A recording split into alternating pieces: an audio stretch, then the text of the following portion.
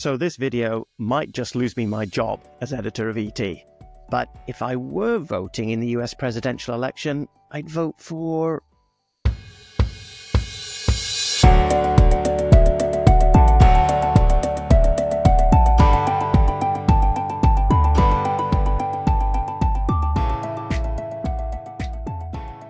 It's bonfire night here in the UK, and this video might just blow up in my face. So let me say, right off the bat, that I'm flying solo on this one. This recording does not necessarily reflect the editorial line of ET. I haven't discussed this matter with the board of directors. This is just my personal view. And we'll see if I'm still in the editor's seat after this has gone live. Hopefully they'll forgive me for wading into the choppy waters of the US election. So here goes. If I were voting in the US election, I'd vote for, well, I'll come to that in a moment.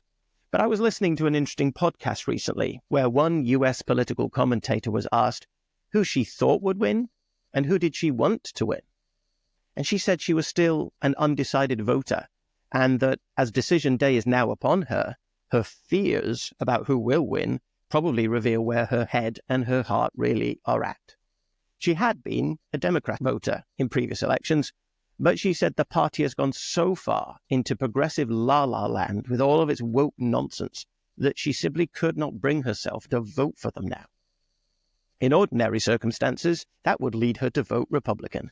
But these are not ordinary times. She said that Trump, with his payments to a porn star and his appalling behavior on the 6th of January 2021, put him beyond the pale. So which does she fear the most, a Democrat White House or a Trump presidency? Sorry to interrupt, but if you're enjoying this discussion, why not subscribe to ET? Simply visit evangelical-times.org and click subscribe. Well, for what it's worth, I think we ought to remember that the last Trump presidency was not nearly as bad as the mainstream told us it would be. World War III did not break out, as some people insisted would happen. He took a strong line against Iran and North Korea. And when it comes to US foreign policy, Trump doesn't want US troops getting embroiled in overseas actions that they can't get out of. And if he wins the 2024 election, he says he can broker a deal in Ukraine. And he has positioned himself as a staunch supporter of Israel. Domestically, during his previous time in the White House, he was a strong advocate of religious freedom and free speech, and he appointed pro-life judges to the Supreme Court.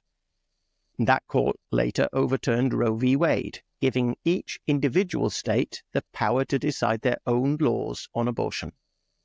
Kamala Harris, on the other hand, has made abortion a central part of her 2024 election campaign, vowing to restore abortion rights nationwide. Now, I'm a conservative on many of those social issues that are being debated in our culture, so I doubt it will shock you to learn that on those issues, I'm more aligned with the Republicans than the Democrats. But my commitment to those conservative social issues also means that the moral character of political candidates matters a great deal to me. Now, I'm not so naive as to believe that I'll find a politician who is purer than the driven snow, and I know that I'll have to compromise to some extent. But there's a limit, and for me, Trump goes beyond that limit, well beyond. I mean, his comments about grabbing women's bodies and then laughing it all off as if it's just locker room talk, his dodgy payment to a porn star, his unashamed narcissism, the way he pressurized Mike Pence to throw out the 2020 presidential election results, his behavior on the 6th of January 2021, which certainly did nothing to stop the assault on the US Capitol, all these things and more tell me I couldn't vote for Trump. It's no good us as evangelicals telling the world that morality matters and then aligning ourselves with a man like Trump. Now, does that mean that no evangelical could possibly vote for him? Well, no, I wouldn't go that far. I don't think I would vote for him, but I do understand why others might. And I think there's a difference between those who vote for him whilst holding their noses and voting for him with gusto. And I think for US evangelicals who are in swing states, they may feel a very great responsibility to cast their vote for the more conservative ticket. And I can understand that, and I can respect that. For us evangelicals here in the UK, it's difficult to make a true assessment, for so much coverage of US politics comes to us through the filter of British progressive mainstream media.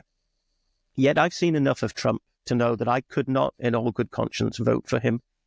But I've also seen enough of Harris's policies to know that I could not vote for her either.